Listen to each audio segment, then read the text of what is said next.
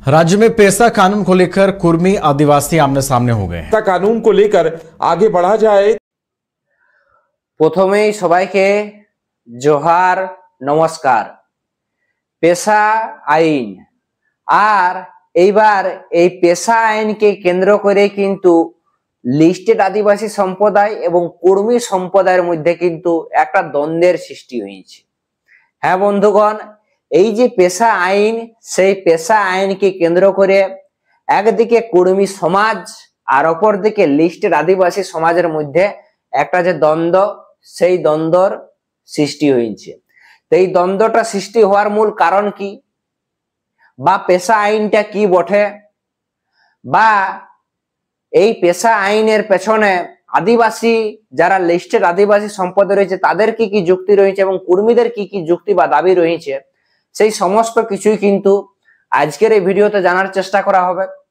তো প্রথমেই বলে রাখি যে দ্বন্দ্বটা শুরু হলো কিভাবে, না সকলেই হয়তো মোটামুটি কম বেশি জানো, বা যারা জানো না তাদেরকে বলে রাখি যে বেশ কয়েক বছর ধরে ঝাড়খণ্ডে লিস্টেড আদিবাসী সংগঠনরা একটা কিন্তু আন্দোলন করছে, একটা জিনিস চালুর দাবি, মানে একটা আইন চালুর দাবিতে। সেই আইনটা কি না পেশা আইন। 1996 সালের যে পেশা আইন আছে, সেই পেশা আইনটা চালুর জন্য বা যাতে চালু করা হয় তার জন্য ঝাড়খণ্ড সরকারের কাছে দাবি জানাই আসছে। সেই দাবিটা জানাতে যাই কি করছে না ডেপুটেশন দিয়ে যখন কিছু হয় নাই, তখন তারা কিন্তু সরাসরি এবার সড়কে নামে আন্দোলন শুরু করে দিয়েছে, যাতে কি না যত তাড়াতাড়ি সম্ভব এই আইনটা যাতে ঝাড়খণ্ড সরকার ঝাড়খণ্ড রাজ্যে চালু করে। তো একদিকে যখন লিস্টেড আদিবাসী সম্প্রদায় এই আইনটা চালুর দাবিতে আন্দোলন করছে, তখন অপরদিকে কুর্মী সমাজের এমন বেশ কিছু সংগঠন রয়েছে যারা কিন্তু এই আইনটা চালুর দাবির বিরোধিতা করছে। এর পরে জানার চেষ্টা করব যে কেন বিরোধিতা করছে কুর্মীরা, কি করছে কুর্মীরা, কেন মানে কুর্মীরা বিরোধিতা করছে এই আইনটা যাতে না চালু করা হয় এই মুহূর্তে, বা এখন যাতে না চালু করা হয় তার জন্য কুর্মী সমাজ বিরোধিতা করছে। তাহলে স্বাভাবিক ব্যাপার যে যখন আমি কোনো একটা দাবি জানাবো কারো কাছে, এবং আমার যদি এই যে আমি একটা দাবি জানাচ্ছি সেই দাবিটার যদি কেউ বিরোধিতা করে, তাহলে একটা কথা বলাই যেতে পারে, তাহলে আমার আর উয়ার মধ্যে অটোমেটিক একটা দ্বন্দ্বের সৃষ্টি হবে। কারণ দ্বন্দ্বটার কারণ কি না, আমি যে দাবিটা জানাইছি ও তো অন্য কোনো কিছুর বিরোধিতা করে নাই, তাহলে আমি যে দাবিটা জানাইছি সেই দাবিটারে উয়ারা বিরোধিতা করছে, তাইলে সেই কারণে কি হবে না আমার আর উয়ার মধ্যে অটোমেটিক একটা দ্বন্দ্বের সৃষ্টি হবে। ঠিক সেরকম এখানেও একদিকে আদিবাসী সমাজের মানুষেরা, লিস্টেড আদিবাসী সমাজের মানুষেরা পেশা আইন চালুর দাবি জানাচ্ছে ঝাড়খণ্ড সরকারের কাছে যে আইনটা তাড়াতাড়ি চালু করো, যত তাড়াতাড়ি সম্ভব তত তাড়াতাড়ি চালু করো। অপরদিকে কুর্মী সমাজের বেশ কিছু সংগঠন কিন্তু চাইছে যে এই আইনটা যাতে এখন না চালু করা হয়। তাইলে একদিকে ঝাড়খণ্ড সরকারের কাছে এক পক্ষ দাবি জানাচ্ছে যে এই আইনটা চালু করা হোক, আর আরেক পক্ষ দাবি জানাচ্ছে আইনটা যাতে না চালু করা হয়। তাহলে অটোমেটিক দুটা সম্প্রদায়ের মধ্যে একটা যে দ্বন্দ্ব, সেই দ্বন্দ্ব শুরু হবে।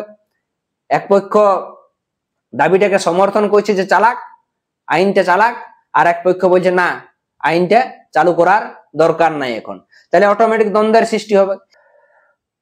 তো চলো এইবার জানিলি পেশা আইন সম্পর্কে, যে কি বটে এই পেশা আইনটা, কেন আদিবাসী সমাজ, লিস্টেড আদিবাসী সমাজ এইটা চালুর যে দাবি, সেই দাবি বারবার ঝাড়খণ্ড সরকারের কাছে জানাই এসছে। শুধুমাত্র ঝাড়খণ্ড সরকারই নয়, ছত্তিশগড় এই সমস্ত জায়গাতে কিন্তু পূর্ণতর ভাবে এই আইনটা চালুর দাবি কিন্তু বহু আদিবাসী সংগঠন জানাই আসছে।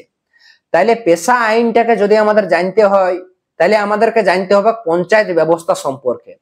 যখন আমাদের সারা দেশ জুড়ে যখন এই পঞ্চায়েত ব্যবস্থাটা চালু হলো, তখন অনেকেই যারা বুদ্ধিজীবী ছিলেন, বিশেষ করে আদিবাসী সমাজের, বা এমনও ছিলেন যারা নন আদিবাসী ছিলেন, অর্থাৎ যারা আদিবাসী নয়, তারা মনে করলেন যে যদি এই পঞ্চায়েত ব্যবস্থাটা সমস্ত জায়গায় চালু করা হয়, তাইলে হইতে পারে যে সমস্ত আদিবাসী বহুল এলাকা রয়েছে সেইখানে নন আদিবাসীদের যে দখলদারি বা আধিপত্যটা বাড়ে যেতে পারে, যার কারণে কি হবে না সেই এলাকার বা সেই জায়গাতে বসবাসকারী আদিবাসীদের যে সমস্ত অধিকার রয়েছে, তাদের যে ভাষা, ধর্ম, সংস্কৃতি, তাদের জমি জায়গা সমস্ত কিছু কিন্তু লুট হয়ে যেতে পারে, বিভিন্ন ভাবে লুট হয়ে যেতে পারে।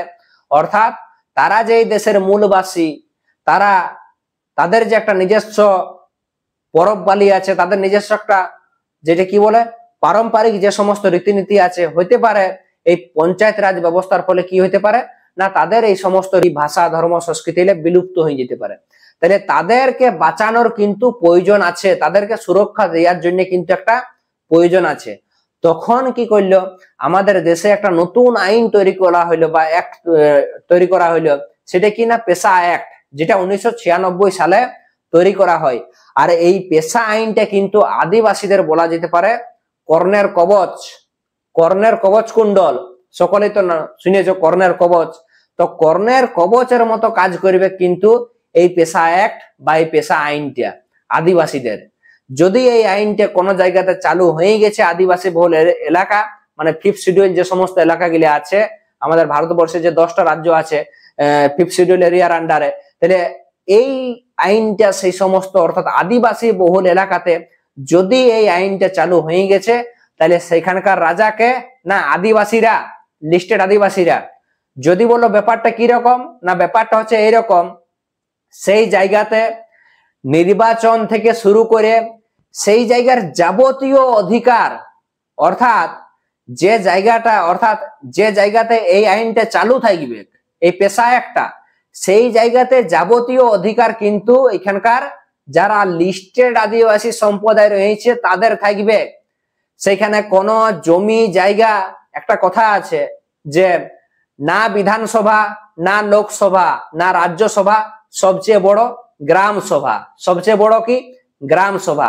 অর্থাৎ কি এই পেশা অ্যাক্ট বা পেশা আইনটা যে এরিয়া বা যে এলাকাতে চালু থাকবে, সেইখানে কিন্তু না রাজ্যসভার দাদাগিরি চলবে, না লোকসভার দাদাগিরি চলবে, না বিধানসভার দাদাগিরি চলবে, সেইখানে গ্রাম সভায় মেন, সেখানে গ্রাম সভায় মেন।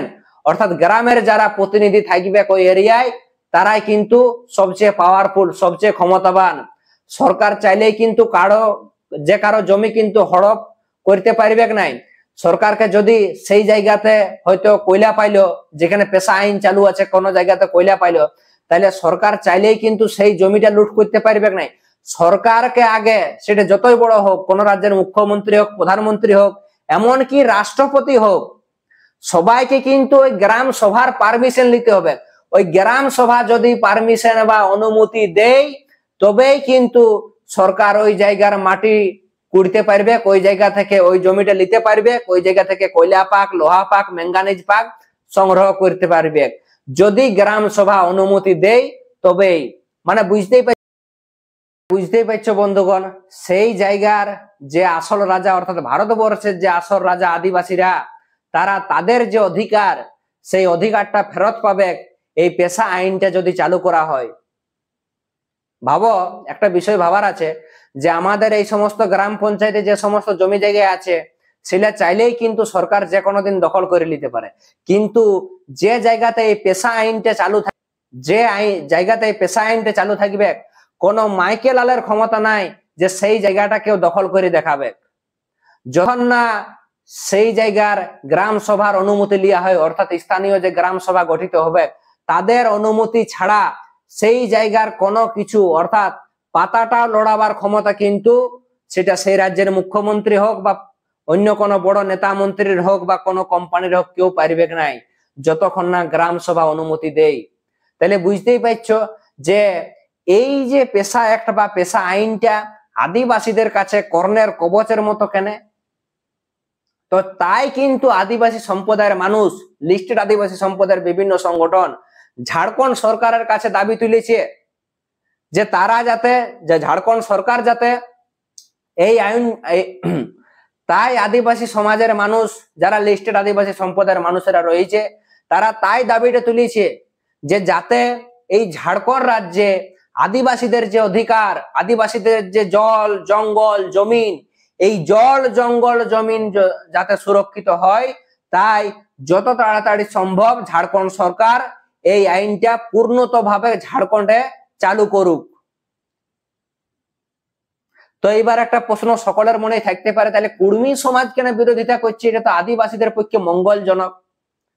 তো কুর্মী সমাজ এই আইনটার কিন্তু বিরোধিতা করছে নাই, কারণ এই আইনটার ফলে হইতে পারে যে এমন কিছু যে সমস্ত সুযোগ সুবিধা রয়েছে বা এই যে সংরক্ষণের যে বিষয়, আদিবাসীদের যে প্রোটেকশন, লিস্টেড আদিবাসীদের যে প্রোটেকশন দেওয়ার কথা, সেক্ষেত্রে হইতে পারে যে কুর্মী সমাজের অর্থাৎ যে সমস্ত কুর্মী বহুল এলাকাগুলা আছে সেই জায়গাতে যদি এই আইনটা চালু হয়, তাহলে হইতে পারে যে সেই সমস্ত জায়গাতে কুর্মী সমাজের পক্ষে অতটা মঙ্গলকর নাইও হইতে পারে, অতটা মঙ্গলকর নাইও হইতে পারে। তাই কিন্তু ঝাড়খণ্ড রাজ্যের একাধিক কর্মী সংগঠন এটার বিরোধিতা করেছে। তবে তারা কিন্তু এটাও জানাচ্ছে যে তারা কিন্তু পেশা আইনের বিরোধিতা তারা করে নাই।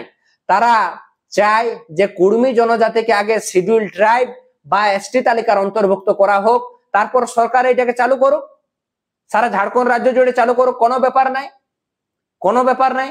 সারা ঝাড়খণ্ড রাজ্য জুড়ে সরকার এটাকে চালু করুক, তাতে তাদের কোনো আপত্তি নাই। তবে আগে কুর্মী জনজাতিকে শিডিউল ট্রাইব বা এসটি তালিকার অন্তর্ভুক্ত করতে হবে, তো তারপরে কিন্তু এই আইনটা চালু করতে হবে। আর যদি ঝাড়খণ্ড সরকার, তবে যদি কুর্মীরা এসটি তালিকার অন্তর্ভুক্ত না হওয়ার আগেই যদি ঝাড়খণ্ড সরকার এই আইনটা ঝাড়খণ্ডে চালু করে, তাইলে কিন্তু কুর্মী সমাজ আন্দোলন করবে।